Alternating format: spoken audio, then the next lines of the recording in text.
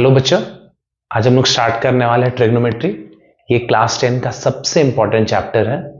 ये chapter basically एक base बनाता है हमें ताकि 11 12th में जो ट्रिग्नोमेट्री से रिलेटेड चैप्टर्स हो उसको हम अच्छे से समझ सके। And even for IIT JEE mains and advanced this is also an important chapter, ताकि आगे जाके 11 12th में आपको ये चैप्टर्स हेल्प कर सके। So let us start. So first, what exactly is trigonometry? इसे हम समझते हैं थोड़ा, इसको वर्ड्स में। ट्रिगोनोमेट्री, इसका मतलब क्या हुआ? ट्राई का मतलब आपको पता है 3, गोनो का मतलब एंगल्स, ये बेसिकली ग्रीक वर्ड है, और मेट्री का मतलब मेजर। तो इससे हमें क्या समझ में आता है कि 3 एंगल्स के मेजरमेंट वाली चीजों को हम लोग ट्रिग्नोमेट्री बोलते हैं। और 3 एंगल्स वाले क्या होते हैं? ट्रायंगल्स।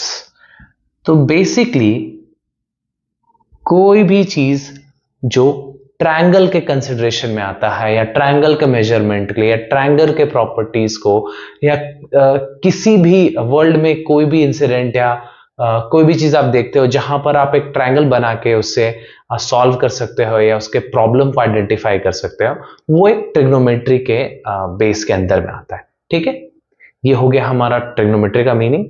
अब हम थोड़ा सा और एग्जांपल से समझते हैं कि परपेंडिकुलर क्या होता है, हाइपोटेन्यूज क्या होता है और बेस क्या होता है। अभी जैसे ये एक राइट एंगल ट्रायंगल है। अभी अगर पूछा जाए ये एंगल ए, सपोज ये ए है, ये बी है और ये सी है। ठीक है, अब आपसे पूछा जाएगा कि हाइपोटेन्यूज क्या है, तब तो आप लोग बहुत सिंपली बता देंगे, सर जो सबसे बड़ा साइड है वो हाइपोटेन्यूज होता है।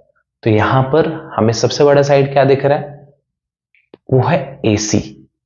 सो we can say AC is the hypotenuse. ठीक है, यहां पर एंगल भी 90 डिग्री दिया हुआ है। AC is the hypotenuse. ठीक है, बट पॉइंट ये आता है कि परपेंडिकुलर क्या होगा। तो अब यहां पर समझने वाली बात है कि परपेंडिकुलर क्या होगा। तो ये याद रखने की बात है कि परपेंडिकुलर कभी भी अपने आप को उस एंगल में, जैसे यहां पर एंगल A और एंगल C है, क्योंकि एंगल B तो ऑटोमेटिकली राइट एंगल है, तो आपको क्या करना है, अपने आप को यहां पर जाके प्लेस करना है। मतलब ये आंखें आपकी जो भी सबसे सामने में देखेगी उस एंगल के टर्म्स में वो परपेंडिकुलर हो जाएगा। ठीक है, मैं एक बार फिर से समझाता हूं। जैसे अभी मैंने क्या किया, मैं यहां पर अपनी आंख को यहां पर प्लेस करता हूं, सबसे पहले देखता हूं कि क्या दिख रहा है। तो मुझे ये सिर्फ और सिर्फ ये लाइन ए बी दिखेगा। अगर ये आंख मेरा यहां प्लेस्ड है तो सिर्फ और सिर्फ ये लाइन ए बी दिख रहा है मुझे। तो इसका मतलब क्या हुआ कि अगर एंगल सी के टर्म्स में हम देखें तो हमारा ए बी परपेंडिकुलर हो जाएगा, और अगर एंगल ए के टर्म्स में हम देखें तो हमारा BC परपेंडिकुलर हो जाएगा। इसका मतलब क्या हुआ कि परपेंडिकुलर या बेस कभी भी एंगल के टर्म्स में डिफाइंड होता है। हाइपोटेन्यूज तो हर समय में सबसे बड़ा साइड होगा जो कि एक राइट एंगल के अपोजिट होगा। उसको भी आप इसी तरीके से कंसीडर कर सकते हैं कि आप राइट एंगल पे अगर अपने आंख को प्लेस करें और जो आपको साइड दिख रहा हो वो आपका हाइपोटेन्यूज हो जाता है। ठीक है, आपको क्लियर होगा कि सबसे पहले परपेंडिकुलर क्या होता है। परपेंडिकुलर AB या BC में से कोई भी परपेंडिकुलर हो सकता है। वो डिपेंड करता है आप किस एंगल से उस पर्टिकुलर लाइन को या लाइन सेगमेंट को देख रहे हैं। अगर आपने अपने आप को यहां पर प्लेस किया हुआ एंगल ए पे, फिर आपका BC परपेंडिकुलर हो जाएगा। अगर आपने C पे प्लेस किया हुआ है तो AB परपेंडिकुलर हो जाएगा। उसी तरीके से जब BC परपेंडिकुलर होगा तो हमारा AB बेस हो जाएगा, और जब AB परपेंडिकुलर होगा तो हमारा BC बेस हो जाएगा। ठीक है, ये आप लोगों को क्लियर होगा कि कभी भी परपेंडिकुलर और बेस एक एंगल के टर्म्स में हम लोग डिफाइन करते हैं। ठीक है, ओके, ये क्लियर होगा। और नेक्स्ट आपको ये भी क्लियर होगा कि हाइपोटेन्यूज का square this is equals to perpendicular square plus base square. ये एक आइडेंटिटी है जिसके थ्रू मोस्ट ऑफ द चीज जो राइट एंगल के ट्रायंगल के लिए हम इसे यूज कर सकते हैं प्रॉपर्टी को। ठीक है, अब हम नेक्स्ट आगे बढ़ते हैं। जो मेजरमेंट्स होते हैं, साइन क्या होता है, कॉस क्या होता है, टैन क्या होता है, ये बहुत कंफ्यूजन रहता है कि कैसे सर उसे कैसे हम बताएंगे, कौन से वैल्यू किस वैल्यू को रिप्रेजेंट कर रहा है, हम लोग साइन को कैसे डिफाइन करते हैं, हम कॉस को कैसे डिफाइन करते हैं, हम कॉट को कैसे डिफाइन करेंगे, हम टैन को कैसे डिफाइन करेंगे। बहुत सिंपल है, बहुत ही सिंपल है। आपको सिर्फ और सिर्फ साइन और कॉस को समझना है। आपको क्या समझना है? सिर्फ और सिर्फ साइन और कॉस को। ये दोनों अगर आप समझ गए, आपको ऑटोमेटिकली बाकी चीजें भी समझ में आ जाएगी। वो कैसे, बताता हूं अभी। फिर से एक राइट एंगल ट्रायंगल लेते हैं, ए बी सी। अब यहां पर इंपॉर्टेंट बात क्या है, कभी भी कोई भी एंगल का sine, cos, tan, cot, cosec या सेक डिफाइंड होता है। मतलब मैं बोलना क्या चाह रहा हूं कि अगर आपने एंगल सी को थीटा लिया, ठीक है, तो अब हमें क्या निकालना है? साइन थीटा का, कॉस थीटा का। तो मतलब अब आप अपने आंखों को यहां प्लेस करेंगे सबसे पहले। ठीक है, अब आप देखेंगे कि थीटा के अपोजिट में क्या है, वो हमारा परपेंडिकुलर बन जाएगा। जो भी थीटा के अपोजिट में एंगल है वो हमारा परपेंडिकुलर बन गया। ये हाइपोटेन्यूज तो पहले था, और जो परपेंडिकुलर के छोड़ के जो साइड है वो हमारा बेस हो जाएगा। ठीक है, यहां तो क्लियर है। हमने क्या किया, हमें sine theta cos theta find करना था। थीटा क्या है? Angle C. हमने अपने आंखों को वहां प्लेस किया और सबसे पहले देखा कि हमें सामने में कौन सा साइड दिख रहा है। तो कौन सा साइड हमें दिखा? A B. वो हमारा परपेंडिकुलर बन जाएगा। अब ये जब परपेंडिकुलर हो गया तो बीसी हमारा ऑटोमेटिकली बेस हो जाएगा, एंड एसी हाइपोटेन्यूज हर समय रहेगा। ठीक है, अब हमें सिर्फ क्या याद रखना है कि साइन थीटा क्या होता है? आंखों के सामने वाला वैल्यू जो कि परपेंडिकुलर है divided by hypotenuse. Sine theta क्या हो गया हमारा? आंखों के सामने वाला value that is perpendicular divided by hypotenuse. अब कॉस थीटा क्या हो जाएगा? आंखों के सामने वाले वैल्यू को छोड़ के जो वैल्यू है that is base divided by hypotenuse. Sine theta क्या है हमारा? Perpendicular by hypotenuse. Cos theta क्या है हमारा? Base by hypotenuse. ठीक है, अब मैं कैसे बोल रहा हूं कि और भी कोई भी वैल्यूज याद करने की जरूरत नहीं है, वो क्यों, वो कैसे डिफाइन हो जाएगा।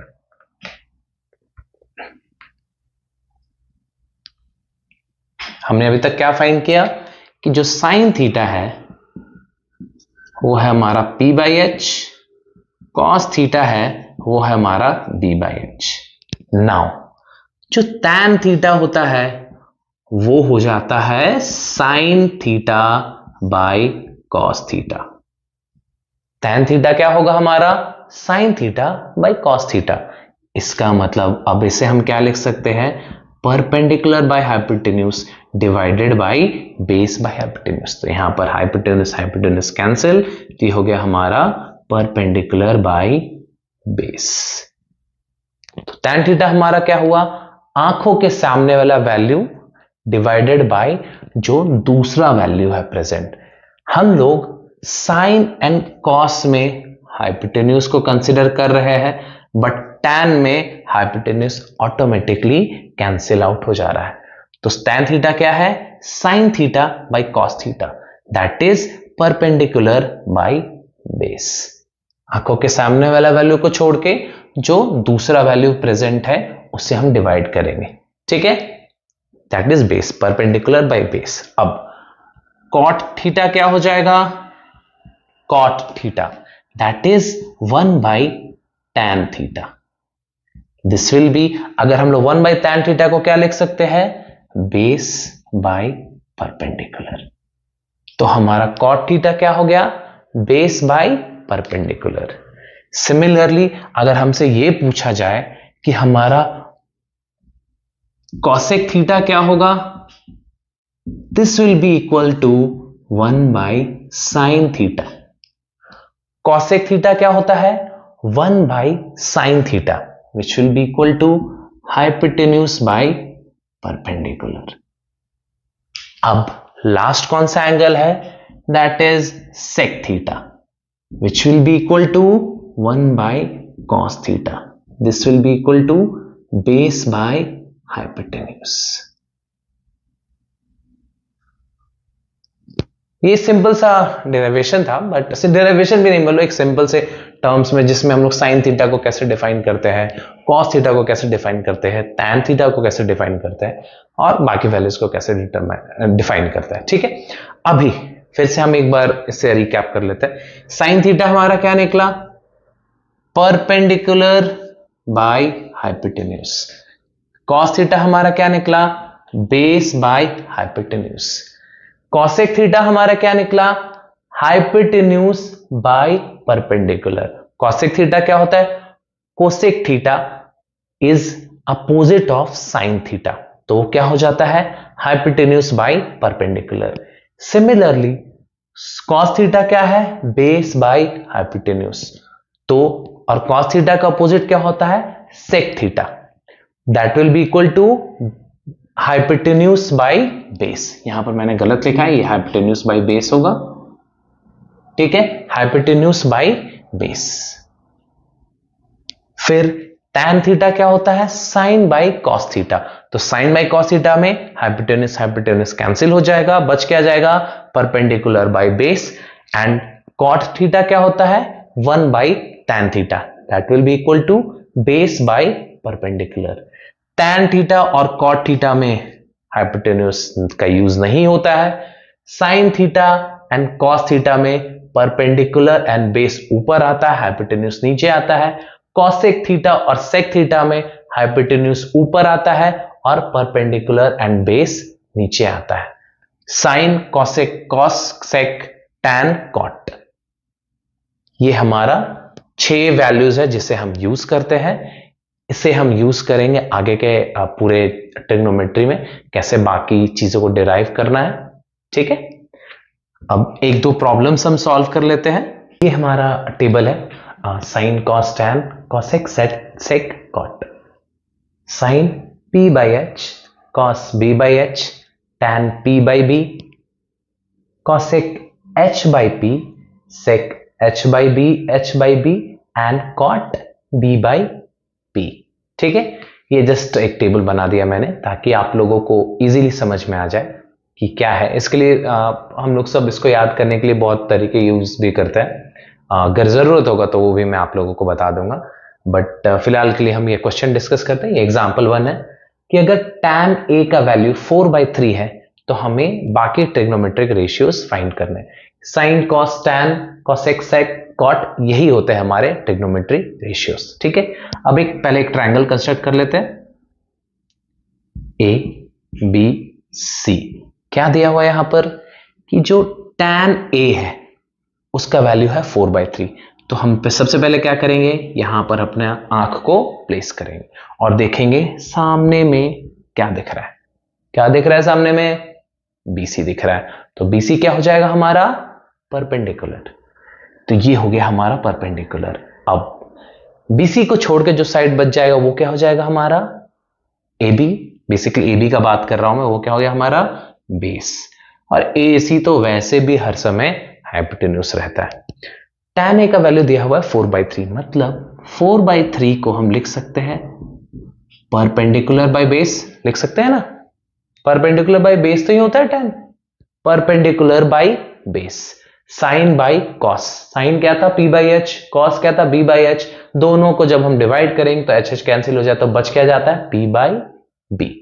ठीक है, अब जब यहां पर tan का वैल्यू आ गया 4/3 दैट इज p/b, तो हम क्या बोल सकते हैं कि p यहां पर हम लोग मान सकते हैं कि let p is equals to 4k and b is equals to 3k। मान सकते हैं ना, क्योंकि ऊपर में p 4 को कॉरेस्पॉन्ड कर रहा है, b 3 को कॉरेस्पॉन्ड कर रहा है, तो हम क्या कर रहे हैं, p को 4 के मान ले रहे हैं और b को 3 के मान ले रहे हैं। यहां पर तो कोई डाउट नहीं होगा, बहुत सिंपल है। अब नेक्स्ट हम लोगों को क्या पता है, H square is equals to P square plus B square. H square क्या होता है, P square plus B square होता है। इसका मतलब एच स्क्वायर का वैल्यू हो जाएगा हमारा 4k का होल स्क्वायर प्लस 3k का होल स्क्वायर। तो ये कितना आ जाएगा, 25k स्क्वायर। तो अब h कितना हो जाएगा, under root of this value, ये क्या हो जाएगा हमारा 5k। h कितना आ गया हमारा 5k, p कितना है हमारा 4k, b कितना है हमारा 3k और h कितना आ गया 5k। अब बहुत सिंपल है, साइन निकालने के लिए क्या, p/h। तो p कितना है हमारा, यहां पर लिख लेते हैं, p है हमारा 4, h है हमारा 5, तो साइन कितना हो गया 4/5। अब बेस कितना है हमारा 3, h कितना है हमारा 5k, तो cos कितना हो जाएगा 3/5। tan कितना है हमारा 4/3। cosec क्या हो जाएगा हमारा 5/4, 1/sin थीटा या h/p। सिमिलरली sec थीटा क्या हो जाएगा h/b, मतलब 5/3। cot थीटा क्या हो जाएगा हमारा 1/tan थीटा, मतलब 3/4 या बेस बाय परपेंडिकुलर, सो 3/4। बहुत ही इजी क्वेश्चन था, इजीली ये सॉल्व हो गया। अब हम नेक्स्ट क्वेश्चन पे बढ़ते हैं। ये हमारा नेक्स्ट क्वेश्चन है, if angle B and Q are acute angles such that sin of B is equals to sin of Q, prove that angle B is equals to angle Q। अभी दो triangles मैंने consider किया है, ABC and PQR। इससे हमने right angle triangle consider किया है, ठीक है, क्योंकि हमें साइन का मेजरमेंट दिया हुआ है। तो अभी हम क्लास 10 तक इतना समझ रहे हैं, sine and cos and cot और जो भी ट्रिग्नोमेट्रिक रेशियोज है वो सिर्फ एक राइट एंगल ट्रायंगल के लिए डिफाइन होता है। तो जब भी ये मेजरमेंट आ गया तो हम बाय डिफॉल्ट मान सकते हैं कि वो ट्रायंगल एक राइट एंगल ट्रायंगल होगा, ठीक है। तो एबीसी एक राइट एंगल ट्रायंगल हमने कंसिडर किया है, PQR एक राइट एंगल ट्रायंगल कंसिडर किया। अब क्या दिया हुआ है, sine of B is equal to sine of Q। अब पॉइंट आता है, ये जो एंगल है ये एंगल B नहीं हो सकता था, क्यों, क्योंकि ये दोनों एक्यूट एंगल्स है। तो angle B and angle Q can't be 90 degree, it should be less than 90 degree, ठीक है। अब हम क्या बताते हैं कि ये एंगल C 90 है हमारा, ये एंगल R हमारा 90 डिग्री है, ठीक है। साइन ऑफ B मतलब अपने आंखों को पहले एंगल B पे डालो, अब उसके अपोजिट वाले को या उसके सामने वाले को परपेंडिकुलर लिख दो, ठीक है। और जो एक और साइड बच गया वो हमारा बेस हो जाएगा और जो सबसे बड़ा साइड है वो हमारा हाइपोटेन्यूज हो जाएगा। सिमिलरली ट्रायंगल PQR में अपने आंखों को एंगल Q पे डालो, उसके सामने वाले को परपेंडिकुलर मानो, दूसरे वाले को बेस मानो और जो तीसरा वाला है वो हाइपोटेन्यूज हो जाएगा, ठीक है। अब साइन ऑफ B मतलब जो परपेंडिकुलर है उसको हम हाइपोटेन्यूज से डिवाइड करते हैं, तो वो ABC ट्रायंगल में क्या हो जाएगा हमारा AC/AB, और वो PQR ट्रायंगल में क्या हो जाएगा हमारा PR/PQ, ठीक है। हम ऐसा बोल सकते हैं, इसे हम K मान लेते हैं, ये K ही हमें आगे हेल्प करेगा क्वेश्चन को सॉल्व करने में। अब यहां पर जो हमने AC/AB is equal to PR/PQ लिखा है उसको हम ऐसे भी लिख सकते हैं, इसको यहां नीचे भेज के इसको यहां नीचे भेज देते हैं, AC/PR is equals to AB/PQ। ये भी K के बराबर ही होगा, क्योंकि हमने सिर्फ यहां पर बेसिकली क्रॉस मल्टीप्लीकेशन बोल सकते हैं या क्रॉस में उस वैल्यू को भेजा है। AC/PR को हमने नीचे भेज दिया और AB को हमने ऊपर भेज दिया। अब आप लोगों के मन में क्वेरी आ रहा होगा, सर आपने ऐसा किया ही क्यों। मैंने इसलिए ऐसा किया क्योंकि है क्योंकि यहां पर हमें क्या प्रूफ करना है कि एंगल बी एंगल क्यू के बराबर हो। इसके लिए हमें किसी भी तरीके से ये दोनों ट्रायंगल को सिमिलर प्रूफ करना होगा। अगर हमने इन दोनों ट्रायंगल को सिमिलर प्रूफ कर दिया तो हम ये प्रूफ कर सकते हैं कि एंगल बी और एंगल क्यू बराबर होंगे। तो मैंने अभी क्या देख रहा हूं कि AC एक ट्रायंगल का साइड है AC, PR एक ट्रायंगल का साइड है, AB दूसरे ट्रायंगल का साइड है एंड PQ दूसरे ट्रायंगल का साइड है। तो ये तो हमें मिल गया। अगर हम तीसरे रेशियो को भी K के बराबर ले आए, मतलब ये जो BC है और QR को, तो हम SSS वाले रूल से ये बोल सकते हैं ये दोनों ट्रायंगल सिमिलर हो जाएगा एंड फाइनली हम एंगल B और एंगल Q को बराबर प्रूफ कर सकते हैं। तो आपने समझा मैंने ऐसे करके क्यों लिखा है, ताकि दोनों ट्रायंगल्स के जो साइड्स है वो आपस में रेशियो वाइज सिमिलर हो जाए, इक्वल हो जाए।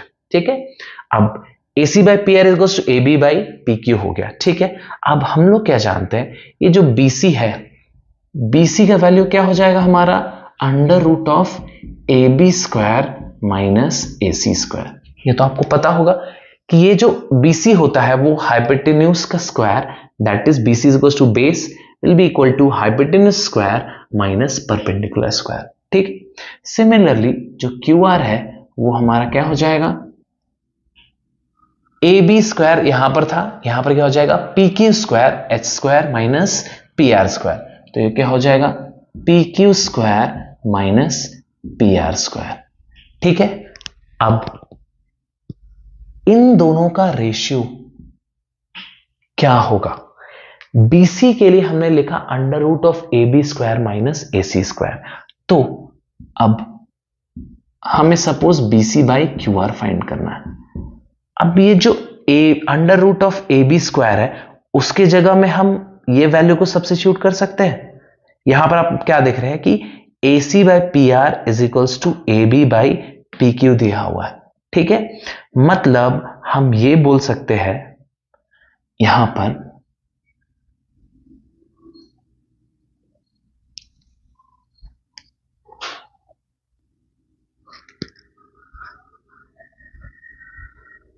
मतलब हम ये बोल सकते हैं यहां पर, जैसे आप क्या देख रहे हैं कि BC is equals to under root of AB square minus AC square है। अब यहां पर हमने एक तो लिया है कि AC by P R is equals to AB by PQ, but हम यहां पर भी देख रहे हैं कि जो AC बाई AB है ये जो वैल्यू है वो K के बराबर है and similarly PR by PQ K के बराबर है। तो हम बोल सकते हैं AC is equals to K into AB, AC by AB का ही रेशियो K लिया है ना हमने, तो AC is equals to K into AB लिख सकते हैं and PR is equals to K into PQ। ठीक है, ये तो हम लोगों को समझ में आ रहा है, ऐसे करके हम वैल्यू सब्स्टिट्यूट कर सकते हैं। ठीक है, तो अब BC बाई जो QR है यहां पर हम अगर सब्स्टिट्यूट करना चाहेंगे तो हम इस वैल्यू में क्या लिख सकते हैं कि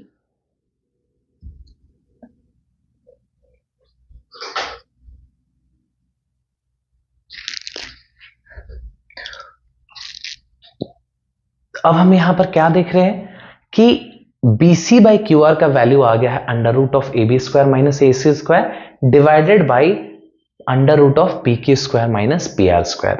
अब ये जो AC है ये K इंटू PR के बराबर लिख सकते हैं क्योंकि AC बाई PR का वैल्यू हमने K लिया है एंड सिमिलरली AB को हम K इंटू PQ लिख सकते हैं। यहां पर आप देख रहे AC K इंटू PR हो जाएगा और AB K इंटू PQ हो जाएगा। इसको जब हम इसके बराबर लिखेंगे और जब हम इसको इसके बराबर लिखेंगे तो हम लिख सकते हैं AC equals to K into PR। तो AC का वैल्यू के जगह हमने K इंटू PR लिखा और AB का वैल्यू के जगह हमने K इंटू PQ। तो ये हो जाएगा हमारा K square PQ square minus K square PR square divided by under root of PQ square minus PR square. ठीक है, अब यहां पर जब हम K को कॉमन ले लेते हैं, ये जब K स्क्वायर को कॉमन लेंगे तो रूट के बाहर ये K आ जाएगा, तो BC बाई QR का वैल्यू क्या आ जाएगा, that will be equal to K आ जाएगा क्योंकि ये अंडर में under root of PQ square minus PR square ऊपर और नीचे में कैंसिल हो जाएगा। तो AC by P R is equal to AB by P Q is equal to BC by Q R. तो अब हम लोग बोल सकते हैं that triangle ACB is similar to triangle PRQ, hence angle B will be equals to angle Q। जो similar triangle अगर दो होते हैं तो उनके कॉरस्पॉन्डिंग एंगल्स इक्वल हो जाते हैं। तो हमने क्या प्रूफ कर लिया कि अगर साइन B साइन Q के बराबर है then angle B will be also equal to angle Q। ठीक है, क्लियर हो आप लोगों को?